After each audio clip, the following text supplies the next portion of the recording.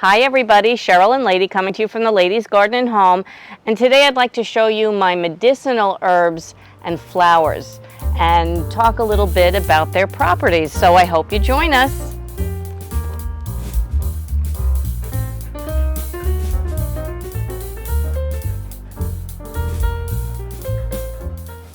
So one of the adages that I tend to use quite often when I'm talking about things like medicinal herbs, medicinal flowers, even, very healthy foods that we grow, is that God gave us everything that we need. And no more is that true than when we're talking about the herbs and flowers that are grown medicinally. So I've done a little bit of experimentation over the years with certain flowers and herbs, using them as treatments or that kind of thing. But this year I decided to really try to expand the number of medicinal herbs and flowers that I grow. And before we go any further, I want to make it clear that I am not a doctor, nor do I play one on YouTube. If you're old like me, you'll get that joke.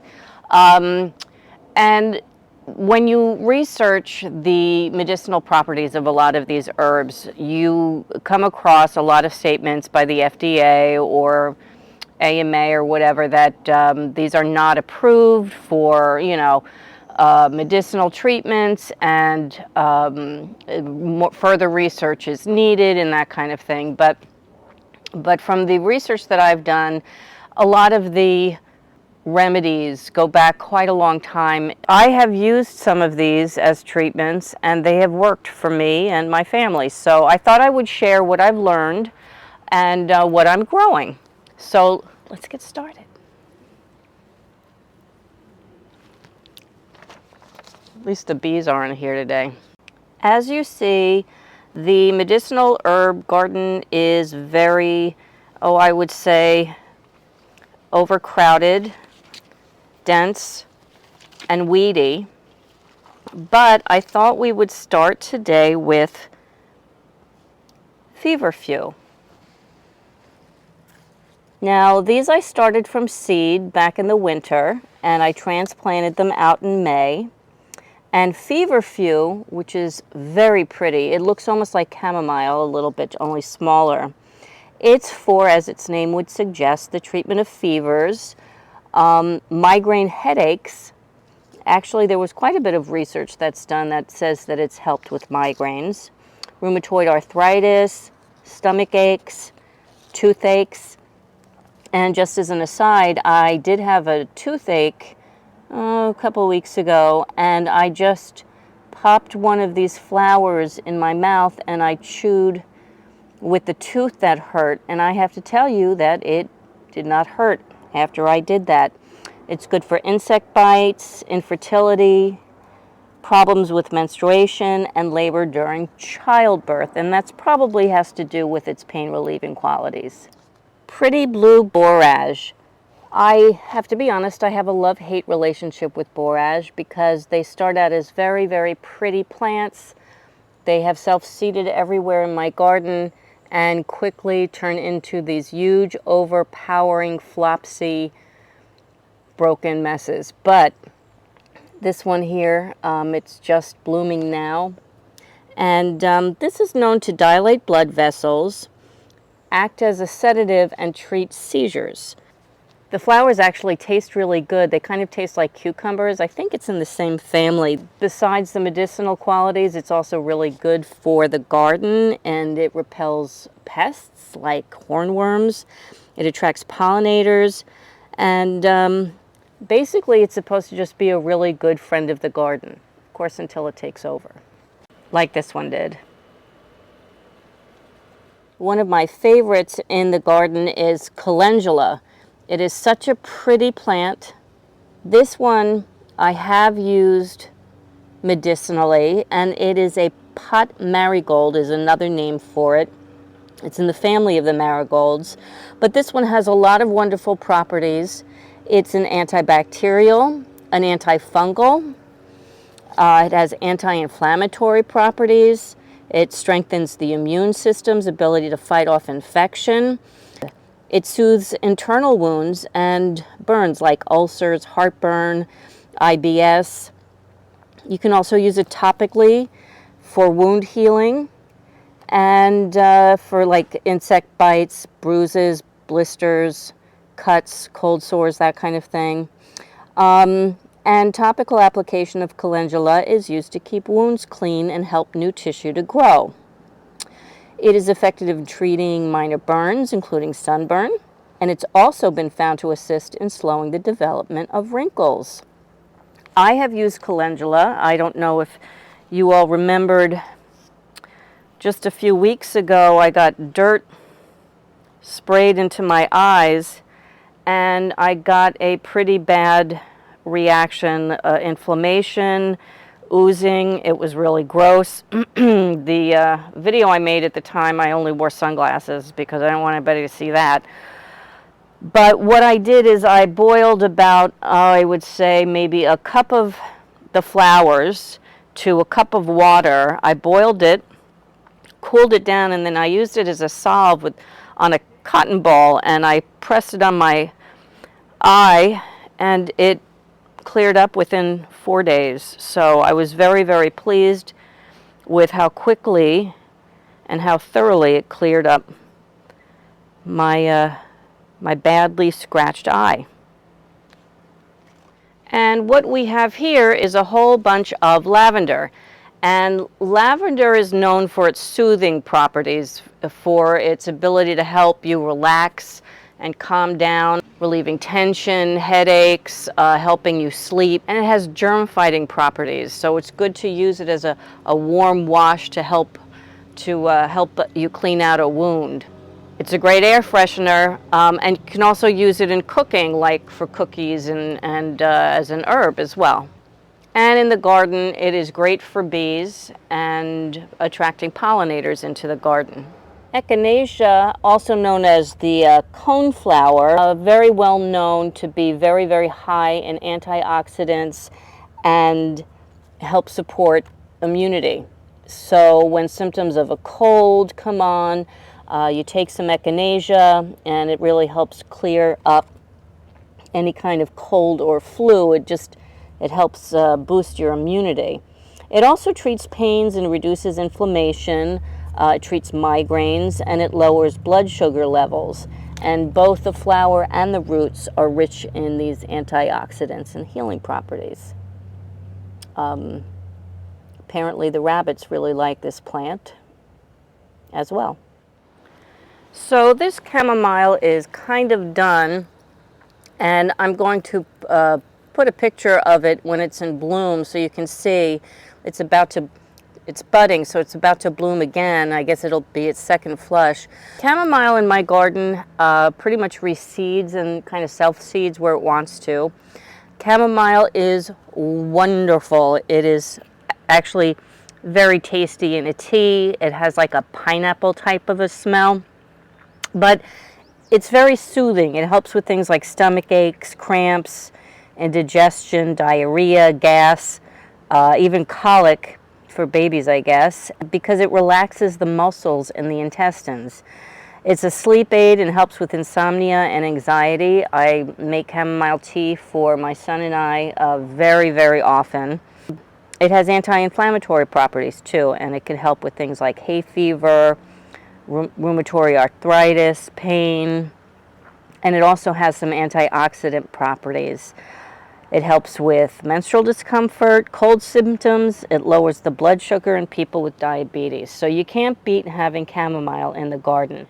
This pretty grassy looking plant is lemongrass. People have used it to make cleaning products and also as bug repellent, but it has some medicinal qualities as well. You use the leaves on this plant, which is supposed to contain an essential oil whose chemicals can help prevent bacteria and yeast from growing. It's supposed to improve gut health, help with soothing muscle pain, and calms feelings of anxiety. It's supposed to also help symptoms of rheumatoid arthritis.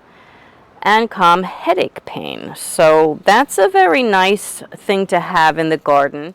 This plant over here, behind the echinacea, is St. Johns Wort. And interestingly enough, St. John's Wort is named after John the Baptist because his feast day is June 24th, and that's normally when the plant is supposed to bloom. Of course, I don't know where in the world that happens because this hasn't bloomed, but it's a young plant. It's a perennial, so hopefully it'll come back and bloom on the feast of St. John the Baptist next year. That would be cool. And it contains what they call chemicals that act as messengers to the brain. People most commonly use St. John's Wort for depression and mood disorders, and there's actually some strong evidence that it is effective to treat mild to moderate depression. This beautiful plant here is fennel, and I actually started growing fennel last year as a vegetable, you know, similar to celery, but with a little licorice kick to it. What I found out later is that fennel has a lot of medicinal properties. For example, it helps with digestion, it reduces inflammation in the intestines, and decreases bacteria that can cause gas. It also contains fiber that can prevent constipation, and it might also help irritable bowel syndrome. Then it helps with menstrual cramps, weight management, which is interesting because apparently if you eat this with other food, it helps you feel more satisfied and it keeps you from eating more. That was very interesting to find out. Fennel also contains vitamin B6, so it helps break down carbohydrates and proteins into glucose and amino acids for energy. It contains antioxidants, so that means that it can also be antimicrobial, antiviral, antifungal, and anti-inflammatory. It can help you maintain a healthy heart and skin and improve anemia symptoms. So that was a very nice surprise. This pretty plant is called lamb's ear, and that's because apparently it has the look and the feel of a lamb's ear. I don't know. I don't think I've ever touched a lamb's ear before. But anyway, it's very soft. The leaves can be used as bandages for small wounds, and the dried leaves can actually be steeped in a tea for colds and gum and throat infections. It can also be used as an eye wash for styes. So that's another good one to have in the garden. And here is my beautiful mint. Now this particular variety of mint is spearmint. And spearmint helps with things like indigestion, nausea, vomiting, gas. It's great in a tea. I put this in a tea with chamomile a lot, especially when I'm not feeling well. It helps settle my stomach. And but it has some interesting other properties that I had never known. For example, it can decrease male hormones and increase female hormones, which is important when you're ovulating. But it also helps regulate and lower blood sugar in people with diabetes, relieves arthritis and joint pain, and it could even possibly, there's some studies that actually say that it can help boost memory and cognitive function, which we all need. Oh, and it can also help lower your response to seasonal allergies, and it also helps soothe your throat. Over there with the white flowers, that's catnip, and I started growing catnip, of course, because who doesn't love seeing their little old cat play with catnip like they're a kitten again. And but what I also discovered is that there's health benefits for cats and humans as well. For example, for humans, it has anti-diarrheal properties, although you're not supposed to eat too much of it because that's not good either. But for cats specifically, It can help them reduce stress, anxiety, depression. It can help them cope with things like, you know, when you have to bathe them or take them to the vet and put them in that carrier. However, if you're giving it to them for something like a vet visit, if they're going to be going in for surgery, they say not to give them any catnip because that can slow down their metabolism and interfere with the surgery. This pretty plant is ginger, and I grow ginger just from the ginger roots that you can get at the supermarket, you know, organic. Ginger is very good for nausea. Now, I happen to like ginger when I have lemon in my tea or lemon water because it helps cut down that acidic reaction that you get in your stomach. And ginger really helps cut that down, but there's also other properties. For example, ginger can help with motion sickness and nausea, migraines, morning sickness, or stomach problems, because it works by blocking signals in the brain that trigger that nausea feeling. It can also help relieve pain from osteoarthritis, periods. It helps strengthen the immune system. It helps improve blood sugar levels, and it may even curb cancer growth and reduce the risk of cancer. So I have been giving ginger to Lady, the dog Lady, to help with her tumor on her leg. I planted this lily of the valley because lilies of the valley remind me of my grandma Angie, but I recently found out that it also has medicinal benefits. For example, lily of the valley has been used for many ailments, including congestive heart failure, kidney and bladder stones, and urinary tract infections. Who knew? Lemon balm. I started growing lemon balm because I like the flavor, but I have since found that it has a ton of different medicinal properties to it. It helps regulate your mood. It helps boost your cognitive function. It's been used to treat anxiety, nervousness, insomnia. It reduces stress and anxiety. It promotes sleep, improves appetite. So imagine a tea with lavender, lemon balm, and chamomile. How relaxing would that be? And it reduces the pain from menstrual cramps and the fatigue that goes along with it. Roses aren't just beautiful, they contain some very powerful things that can help people medicinally. They contain polyphenols and vitamin C, both of which are very powerful antioxidants that help prevent free radicals and cell damage and support things like the immune system. They have antibacterial properties, and of course the beautiful scent helps soothe and calm. They have wonderful benefits for the skin as well. I've always seen that there's rosehip tea, so once the flower blooms and starts dying off over here, they start developing the hip of the rose, and that's used quite often in tea. Sage is another good one. It's not just for Thanksgiving turkeys. It has a lot of medicinal properties. It helps boost memory. It helps with menstrual cramps. It helps with menopause symptoms like hot flashes. It lowers cholesterol levels, which is why I started drinking it. And I have high cholesterol, so when I heard that, I started making tea out of it. It's not as tasty as, like, you know, chamomile tea, but hey. And it helps prevent cancer, promotes skin healing, relieves sore throat, and tonsillitis.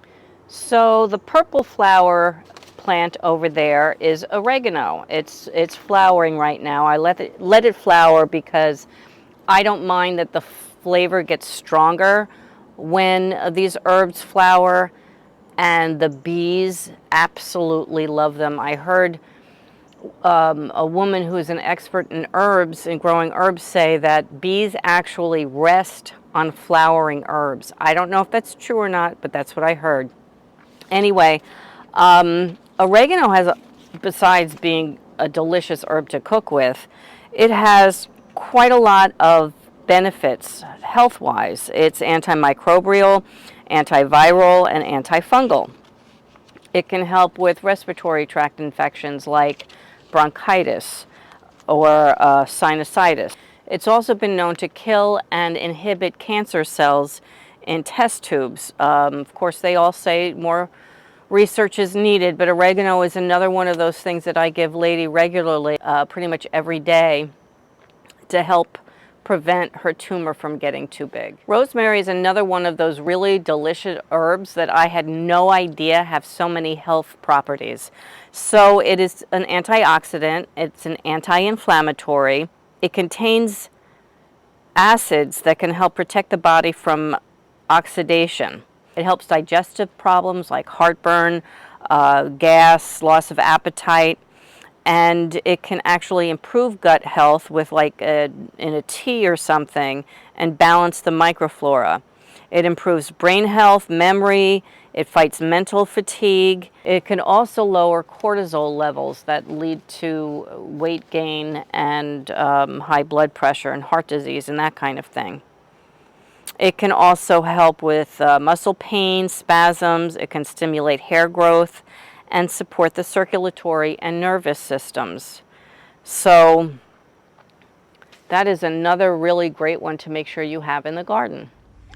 I'm growing this year 6 different kinds of basil. But the one that has the most incredible medicinal properties is this one, holy basil. Here in the front and back there it's flowering. And back over here is another flower of the garden. Anyway, I'm going to try to say this fast because there's so many beautiful benefits to holy basil. It helps with respiratory illnesses like bronchitis. It helps with arthritis. It helps with fevers. It helps with cardio health and digestive health, cognitive health, insect bites, stress. This is interesting. It helps stave off dementia and Alzheimer's. It has anti-cancer properties, antimicrobial. It's a detoxifier. It protects the liver and the heart. It's an anti-diabetic, antifungal. It helps reduce vomiting. It's an antispasmodic. Basically, overall helps with pain. It helps with the central nervous system. It's an adapter, so it helps bring you up if you're feeling down. It helps calm you when you're stressed out. It helps with eye health, dental health, and it's also a blood thinner. So don't take this if you are planning on surgery within the next 2 weeks or so. I honestly don't think that our medicinal flowers and herbs get the recognition or honor that they deserve. They have been around for many millennia. People from all over the world have used these before the advent of modern medicine, and many are returning to using them again with the distrust that many people have with Big Pharma. Here's something interesting, a little experiment while I was actually filming this video. I'm a mosquito magnet, so I actually got bitten by a number of mosquitoes while I was down by the medicinal flower garden. So, you know, I started itching, and then I decided to try the feverfew, which I had just finished talking about, helps reduce the pain from insect bites. So here's where I was bitten. I don't know if you can see it. And what I did is I took just the flower head like that and I rubbed it. Well, you can see actually I still have the pollen on my elbow.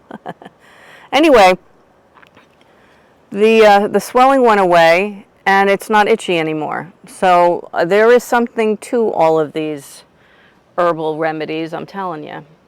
Pretty much everything that I mention can be used in and processed in pretty much the same kind of ways. Teas, tinctures, extracts, salves, balms, dried herbs, you know, mixed in with your food and that kind of thing. I also want to say, just as a reminder, I'm not a doctor, I'm not an herbalist. Pretty much everything that I found out that I shared with you today, I have discovered on the internet and with other gardeners and that kind of thing. So do your own research.